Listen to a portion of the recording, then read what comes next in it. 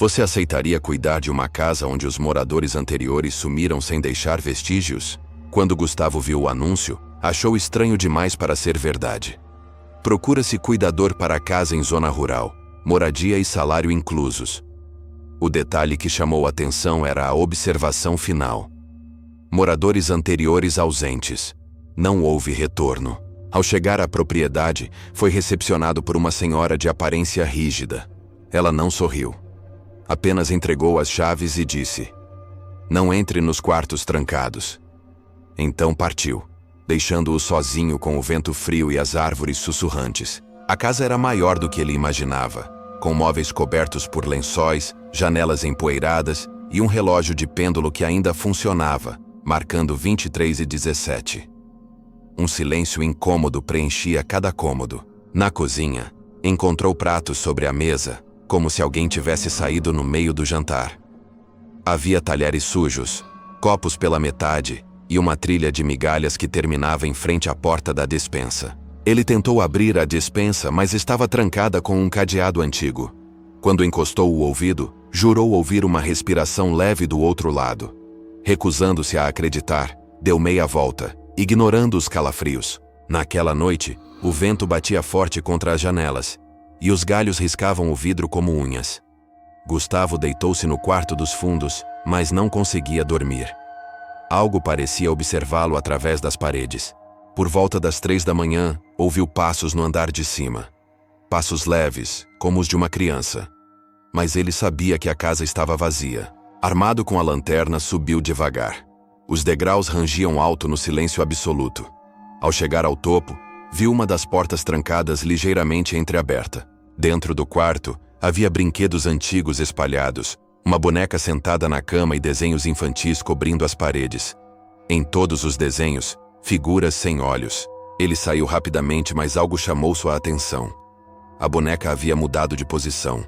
Agora olhava diretamente para ele. No dia seguinte, Gustavo encontrou um álbum de fotos caído atrás do sofá.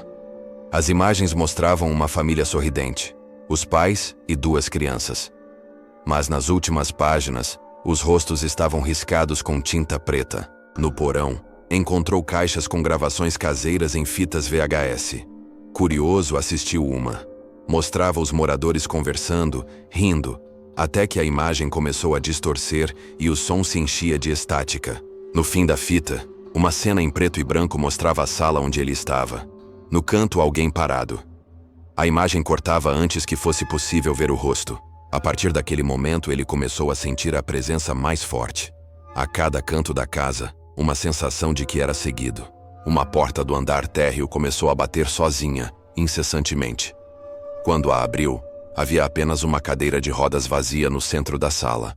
Na madrugada seguinte, Gustavo acordou com vozes sussurrando em um idioma que ele não compreendia. Pareciam vir de dentro das paredes. Ele encostou o ouvido e sentiu um calor inexplicável vindo de dentro. O sussurro aumentou, até virar um grito abafado.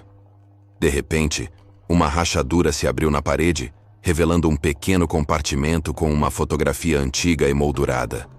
Era ele, em pé com a família desaparecida. Desesperado, correu até o quarto onde o espelho estava embaçado, mesmo sem vapor. Ao limpá-lo, viu seu reflexo e uma figura parada atrás dele, imóvel. Ao virar-se, não havia nada. A casa começou a emitir estalos altos, como se estivesse se contraindo. Uma luz avermelhada passou por debaixo das portas trancadas. A energia elétrica piscava. Sentindo-se cercado, Gustavo gritou, mas sua voz ecoou como se fosse de outro. Uma voz mais grave e arrastada. Ele caiu de joelhos, com as mãos nos ouvidos. Na manhã seguinte, encontrou um diário escondido sob o assoalho. Era do antigo morador. Relatava eventos similares, vozes, visões e uma presença que se alimenta de quem entra. Uma das últimas páginas dizia: "Quando aceitamos cuidar da casa, ela começa a cuidar de nós, até que sejamos dela." Gustavo tentou sair, mas os portões estavam selados. Mesmo usando força, nada cedia. O lugar parecia dobrar o espaço, com corredores levando sempre de volta à entrada. Ele destrancou uma das portas proibidas. O interior era um quarto escuro com marcas de unhas nas paredes e objetos pendurados, relíquias de moradores anteriores. No centro do quarto, um espelho redondo refletia não a sala, mas o porão. E dentro dele, alguém igual a Gustavo, observando. No último dia, Gustavo percebeu que não havia mais seu reflexo em espelhos.